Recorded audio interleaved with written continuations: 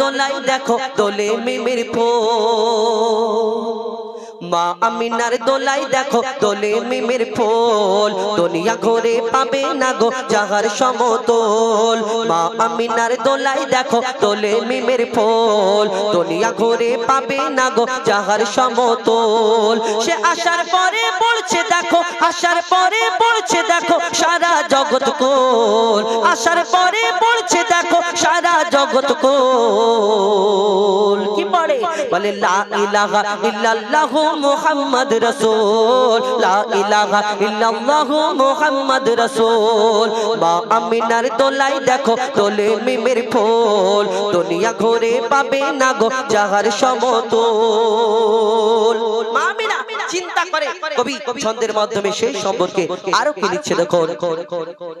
পিতার ছায়া ছিল না মাথায় নবী জন্ম নিল যখন, শুধু ছিল মা আমিনা ছিল না ভাই বোন, শুধু ছিল মা আমিনা ছিল না ভাই বোন। জন্মকালে এতিম বলে মা আমিনা ভাবে, আমি করব কেমন লালন পালন খোদা গো কি হবে, আমি করব কেমন লালন পালন খোদা গো কি হবে। তখনই এক খবর আসে শোনো আমিনা বিবি, তোমার কোলে নাজিল হলো খোদার শ্রেষ্ঠ নবী।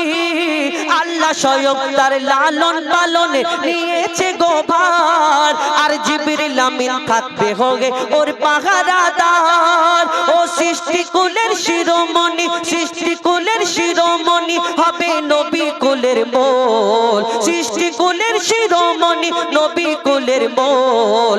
দুনিয়াতে যার নাম হবে মুহাম্মদ রাসূল, দুনিয়াতে যার নাম হবে মুহাম্মদ রাসূল।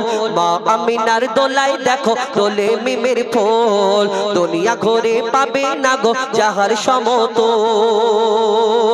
এই বিনা দানার খেজুর মন দিয়ে শুনতে হবে। বিনা দানার আমার নবী যখন এসে ইসলাম প্রচার করে, দিন ইসলাম প্রচার করতে থাকে, বড় লা ইলাহা ইল্লাল্লাহু মুহাম্মাদুর রাসূলুল্লাহ সাল্লাল্লাহু আলাইহি ওয়াসাল্লাম এই দুনিয়াতে যখন ইসলাম প্রচার করে, বহু বেদিন বেধর্মী যারা আমার নবীকে অনেক প্রশ্ন করত, অনেক কষ্ট দিত, অনেক আঘাত দিত, এই দুনিয়াতে ঠিক এই রূপ এক ইহুদি এসে প্রশ্ন করে, বলো মুহাম্মদ তোমার আগে অনেক নবী এসেছে, তুমি যে শেষ নবী মুহাম্মদ বলে প্রচার করো, তোমাকে আমি কেমন করে মেনে নিতে পারি? কেন?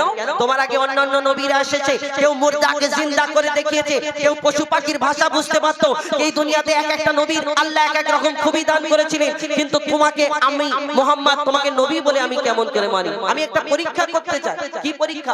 শোনো, ওই পকেটে একটা খেজুরের দানা বার করে বলে, শোনো এই খেজুরের দানা তোমার হাতে দিচ্ছি মুহাম্মদ, তুমি আমার সামনে এই দানাটা পুঁতে একদিনে যদি একটা গাছ বের করে দেখাতে পারো, তাহলে আমি তোমাকে শেষ নবী মুহাম্মদ বলে মেনে নেব, আর তোমার কলমা পড়ে মুসলমান হয়ে যাবে। ইহুদি যখন এই কথা বলে, আমার নবী সেই খেজুরের দানা নিয়ে মেচকি হেসে বলে, শোনো ইহুদি ভাই, আল্লাহর ইচ্ছায়, আল্লাহর ইশারাতে, আল্লাহর হুকুমে তোমার সামনে এই গাছের দানাটা পুঁতে দিচ্ছি, কালকে শুধু এখানে একটা গাছ হবে না, এখানে গাছ হবে, আর এই গাছেতে খেজুর হবে, সেই খেজুরও তোমাকে খাও। ইহুদি চিন্তা করে কি করে হবে, একদিনে তো একটা এত বড় গাছ হওয়া তো সম্ভব না, ইম্পসিবল না, এই দুনিয়াতে সম্ভব না।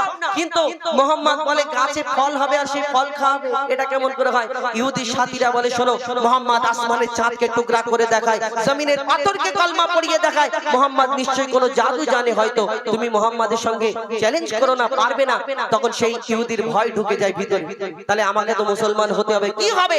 সেই ইহুদি কি করে, আর এই বিনা দানার খেজুর হলো কোথা থেকে? কবি ছন্দের মাধ্যমে লিখছে দেখুন। এক খেজুর দানা নিয়ে এক ইহুদি নবীর কাছে কয়, এক খেজুর দানা নিয়ে এক ইহুদি নবীর কাছে কয়, বলে তোমায় নবী মেনে নেব এই দানাতে যদি একদিনে গাছ হয়, তোমায় নবী মেনে নেব এই দানাতে যদি একদিনে গাছ হয়। আর সেই দানা নিয়ে নবী আমার মাটিতে পুঁতে হাসে, সেই দানা নিয়ে আমার মাটিতে পুঁতে হাসে, বলে এই দানারই ফল খাবে গোকাল ইহুদি তুমি এসে, এই দানারই ফল খাবে গোকাল ইহুদি তুমি এসে। আর ভাবে ইহুদি সত্যি যদি এই দানাতে গাছ হয়ে যায়, সেই ভয়েতে গভীর রাতে ইহুদি দানা চুরি করে তুলে নেয়, সেই ভয়েতে গভীর রাতে ইহুদি দানা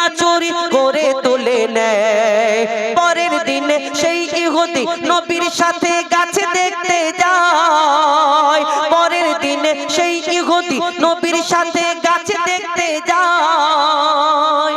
সে কি করলো? ভয়েতে দানাটা চুরি করে তুলে নেই, যে চিন্তা করে মোহাম্মদ যদি গাছ বের করে দেখায় তাহলে আমি আগে দানাটা চুরি করে নিই, তাহলে আর দানা থাকবে না, গাছ হবে না।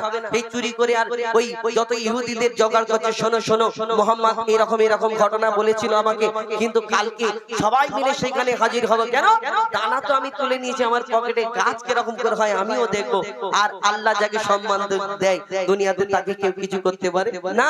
এই দুনিয়াতে যখন সেই ভয়েতে ইহুদি দানা চুরি করে তুলে নেয়, তারপরের দিন সেখানে সবাই লোকজনকে নিয়ে জড়ো হবে বলে সবাই প্রস্তুত করে যে মোহাম্মদকে বেইজ্জত করব। কবি ছন্দের মাধ্যমে লিখছে দেখুন, সেই ভয়েতে গভীর রাতে ইহুদি দানা চুরি করে তুলে নেয়, পরের দিনে সেই ইহুদি নবীর সাথে গাছে দেখতে যায়, পরের দিনে সেই ইহুদি নবীর সাথে গাছে দেখতে যায়, গিয়ে দেখে সেথায় গাছ হয়ে ফল ভরে রয়, নবী তাকে নিজের হাতে সে গাছের খেজুর খেতে দেয়, আর খেজুর খেয়ে বলে ইহুদি এর দানা কোথায়?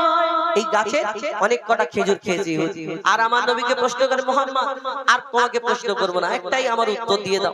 এই আরবের বুকে হাজার হাজার লক্ষ লক্ষ যদি খেজুর গাছ থাকতে পারে হয়, তাহলে সব খেজুরের মধ্যে দানা আছে, আটি আছে, বীজ আছে, তুমি সব জানো, কিন্তু তোমার এই গাছের খেজুর যে কটা খেলাম একটা খেজুরের মধ্যে আটি নেই, দানা নেই। যখন এই প্রশ্ন করে আমার নবী যদি তাকে ডাইরেক্ট বলে তার মনে কষ্ট পাবে। আমার নবী দয়ার নবী, মায়ার নবী, কাউকে তো কষ্ট দিতেন না।